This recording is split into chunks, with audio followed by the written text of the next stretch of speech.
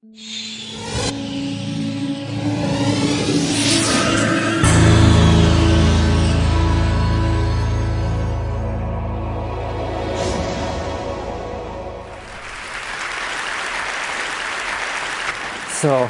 I guess this is a result of globalization that you can find Coca-Cola tins on top of the Everest and Buddhist monk in Monterey. And so I just came 2 days ago from the Himalayas to your kind invitation, so I would like to invite you also for a while to the Himalayas themselves. And to show the place where meditators like me, who began with being a molecular biologist in Pasteur Institute and found their way to the mountains. So these are a few images I was lucky to take and be there. This is the Mount Kailash in eastern Tibet, wonderful setting. This is from Marlborough country.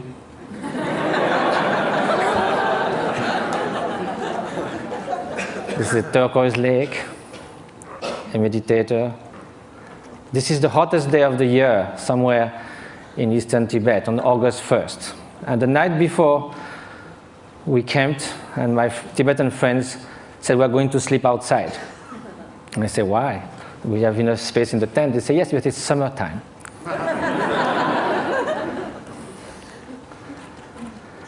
So now we are going to speak of happiness.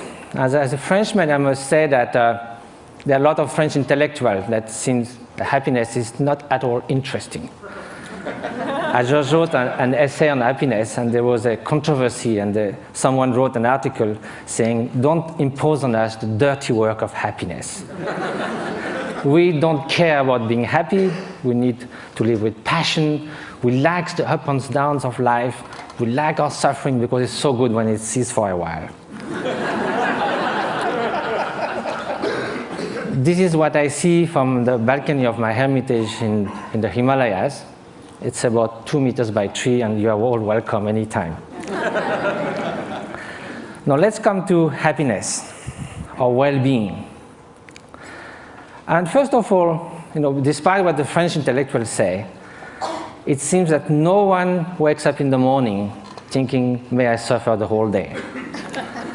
Which means that somehow, consciously or not, directly or indirectly, in the short and the long term, whatever we do, whatever we hope, whatever we dream, somehow is related to a deep, profound desire for well-being or happiness. As Pascal said, even the one who hangs himself somehow is looking for a cessation for suffering. He finds no other way. But then if you look in the literature, East and West, you can find incredible diversity of definition of happiness. Some people say it can only be lived in remembering the past, imagining the future, never in the present. Some people say happiness is right now, is the quality of the freshness of the present moment.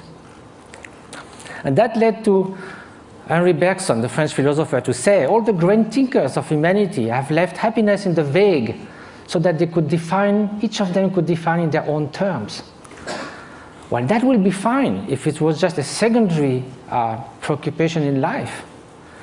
But now, if it is something that's going to determine the quality of every instant of our life, then we better know what it is, have some clearer idea. And probably the fact that we don't know that is why so often, although we seek happiness, it seems we turn our back to it. Although we want to avoid suffering, it seems we are running someone towards it. And that also comes from some kind of confusions. One of the most common ones is happiness and pleasure. But if we look at the characteristic of those two, pleasure is contingent upon time, upon its object, upon the place. It is something that changes of nature. Beautiful chocolate cake, first serving is delicious, second one, not so much, then we feel disgust. That's the nature of things. We get tired. I used to be a fan of Bach. I used to play it on the guitar, and I can hear it 2, 3, 5 times. If I had to hear it 24 hours non-stop, it might be very tiring. If you are feeling very cold, you come near a fire, it's so wonderful. Then after some moments, you just go a little back, and then it starts burning. It sort of uses itself as you experience it. And also, again, it can also, it's something that it is not something that is radiating outside. Like, you can feel intense pleasure, and some others around you can be suffering a lot. Now, what then will be happiness? And happiness, of course, is such a vague word. So let's say well-being. And so I think the best definition, according to the Buddhist view, is that well-being is not just a mere pleasurable sensation. It is a deep sense of serenity and fulfillment, a state that actually pervades and underlies all emotional states and all the joys of sorrows that can come one's way. Well, that might be surprising. Can we have this kind of well-being while being sad? In a way, why not? Because we are speaking of a different level. Look at the waves coming near the shore. When you are at the bottom of the wave, you hit the bottom. You hit the solid rock. When you are surfing on the top, you are all elated. So you go from elation to depression. There's no depth. Now, if you look at the high sea, there might be beautiful, calm ocean like a mirror. There might be storms, but the depth of the ocean is still there, unchanged. So now, how is that? It can only be a state of being, not just a fleeting emotion, sensation, even joy that can be the spring of happiness. But there's also wicked joy. You can rejoice in someone's suffering. So now, how do we proceed in our quest for happiness? Very often, we look outside. We think that if we could gather this and that, all the conditions, something like we say, everything to be happy, to have everything to be happy, that very sentence already bears the doom of destruction of happiness. To have everything. If we miss something, it collapses. And also when things go wrong, we're trying to fix things outside so much. But our control on the outer world is limited, temporary, and often illusory. So now look at the inner conditions. Aren't it stronger? Isn't it the mind that translates the outer condition into happiness and suffering? And isn't that stronger? We know by experience that we can be in what we call a little paradise and yet be completely unhappy within.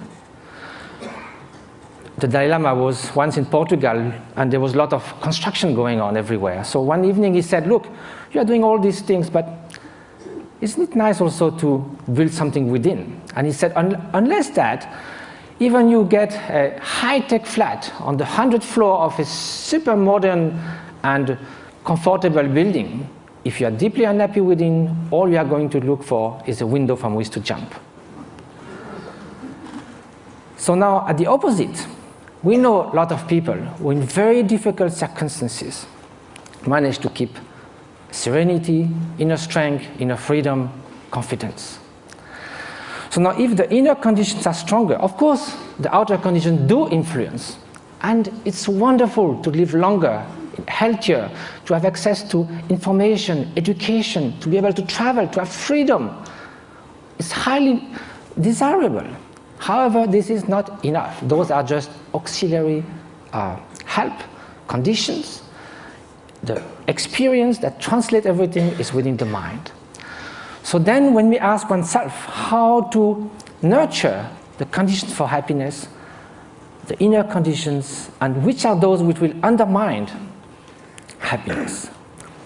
So then this needs to have some experience. We have to know from ourselves there are certain states of mind that are conducing to this flourishing, to this well-being, what the Greek call eudaimonia, flourishing. And there are some which are adverse to this well-being. And so if we look from our own experience, anger, hatred, jealousy, arrogance, obsessive desire, strong grasping, they don't leave us in such a good state after we have experienced it. And also they are detrimental to others' happiness. So we may consider that the more those are invading our mind, and like a chain reaction, the more we'll feel miserable, we'll feel tormented. At the opposite, everyone knows deep within that an act of selfish generosity, if from the distance, without anyone knowing anything about it, we could save a child's life, make someone happy. We don't need a recognition. We don't need any gratitude. Just the mere fact of doing that feels such a sense of adequation with our deep nature. And we would like to be like that all the time. So is that possible? To change our way of being, to transform one's mind? Are those negative emotions or destructive emotions inherent to the nature of mind? Is a change possible in our emotions, in our traits, in our moods? So for that we have to ask, what is the nature of mind? And if we look from the experiential point of view, there is a primary quality of consciousness. That is the mere fact to be cognitive, to be aware. Consciousness is like a mirror that allows all images to rise on it. You can have ugly faces, beautiful faces in the mirror. The mirror allows that, but the mirror is not tainted, is not modified, is not altered by those images. Likewise, behind every single thought, there is the bare consciousness, pure awareness. This is the nature. It cannot be tainted intrinsically with hatred or jealousy, because then, if it was always there, like a dye that would permeate the whole cloth, then it would be found all the time somewhere. We know we're not always angry, always jealous, or always generous. So because the basic fabric of consciousness is this pure cognitive quality that differentiates it from a stone, there is a possibility for change, because all emotions are fleeting. That is the ground for mind training. Mind training is based on the idea that two opposite mental factors cannot happen at the same time. You could go from love to hate, but you cannot at the same time, toward the same object, the same person, want to harm and want to do good. You cannot in the same gesture shake hand and give a blow. So there are natural antidotes to emotions that are destructive to our inner well-being. So that's a way to proceed. Rejoicing compared to jealousy, a kind of sense of inner freedom as opposite to intense grasping and obsession, benevolence, loving kindness against hatred. But of course, each emotion then would need a particular antidote. Another way is to try to find a general antidote to all emotions. And that's by looking at their very nature. Usually, when we feel annoyed, hatred, or upset with someone, or obsessed with something, the mind goes again and again to that object. Each time it goes to the object, it reinforces that obsession or that annoyance. So then it's a self-perpetuating process. So what we need to look now is, instead of looking outward, we look inward. Look at anger itself. It looks very menacing, like a billowing monsoon cloud, thunderstorm. But we think we could sit on the cloud, but if we go there, it's just mist. Likewise, if you look at the thought of anger, it will vanish like frost under the morning sun. If you do this again and again, the propensity, the tendencies for anger to arise again will be less and less each time you dissolved it. And at the end, although it may arise, it will just cross the mind like a bird crossing the sky without leaving any track. So this is the principle of mind training. Now, it takes time, because it took time for all those faults in our mind, the tendencies to build up. So it will take time to unfold them as well. But that's the only way to go. Mind transformation. That is the very meaning of meditation.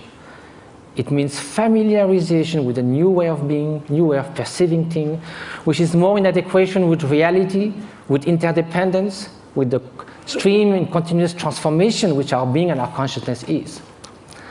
So the interface with cognitive science, since we need to come to that, and what was the subject of we have to deal in such a short time, with brain plasticity. Brain was thought to be more or less fixed. All the neuronal connection in numbers and quantities were thought till the last 20 years, thought to be more or less fixed when we reach the adult age.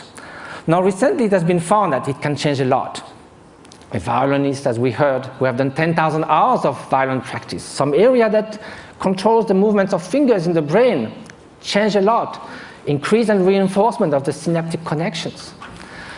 So can we do that with human qualities, with loving kindness, with patience, with openness? So that's what those great meditators have been doing. Some of them who came to the labs, like in Madison, Wisconsin, or in Berkeley, did 20 to 40,000 hours of meditation. They do like 3 years retreat where they do meditate 12 hours a day, and then the rest of their life they would do that 3-4 hours a day. They are real Olympic champions of mind training. This is the place where they meditate. You can see it's kind of inspiring. Now, here with 256 electrodes.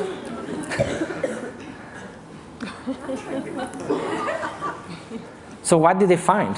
Of course, same thing, the scientific embargo. A paper has been submitted to Nature. Hopefully it will be accepted. It deals with the state of compassion, unconditional compassion. We ask meditators who have been doing that for years and years and years to put their mind in a state where there's nothing but loving kindness, total availability to sentient being. Of course, during the training, we do that with objects. We think of people suffering, we think of people we love, but at some point it can be a state which is all-pervading. Here's the preliminary result, which I can show because it's already been shown. The bell curve shows 150 controls. And what is being looked at is the difference between the right and the left frontal lobe. In very short, people who have more activity on the right side of the prefrontal cortex are more depressed, withdrawn, they don't describe a lot of positive affect. It's the opposite on the left side, more tendency to altruism, to happiness, to express, and curiosity, and so forth. So there's a basic line for people, and also it can be changed. If you see a comic movie, you move to the left side. If you are happy about something, you go more to the left side. If you have a bout of depression, you'll go to the right side. Here, the minus 0.5 is a 4 standard deviation of a meditator who meditates on compassion. It's something that is totally out of the bell curve. So I have no time to go into all the different scientific results. Hopefully they will come. But they found that this is after 3.5 hours in a fMRI. It's like coming out of a space ship. Also, it has been shown in other labs, for instance, Paul Ekman's labs in Berkeley, that some meditators are able also to control the emotional response more than it could be taught. Like the startle experiments, for instance. If you sit a guy on a chair with all this kind of apparatus measuring your physiology, and there's kind of a bomb that goes off. It's a so instinctive response that in 20 years, they never saw anyone who would not jump. Some meditators, without trying to stop it, but simply by being completely open, thinking that that bang is just going to be just a small event, like a shooting stars, they're able not to move at all. So the whole point of that is not sort of to make like a circus thing of showing exceptional beings who can jump or whatever. It's more to say that mind training matters. That this is not just a luxury. This is not a supplementary vitamin for the soul. This is something that's going to determine the quality of every instant of our life. We are ready to spend 50 years achieving education. We love to do jogging, fitness. We do all kinds of things to remain beautiful. Yet, we spend surprisingly little time taking care of what matters most, the way our mind functions, which again is the ultimate thing that determines the quality of our experience. Now, compassion should also be put in action. That's what we try to do in different places. Just this one example is worth a lot of work. This lady with bone TV left alone in a tent was going to die with her only daughter. 1 year later, how she is. Different schools and clinics we've been doing in Tibet. And just I leave you with the beauty of those looks that tells more about happiness than I could ever say. And jumping monks of Tibet. Flying monks.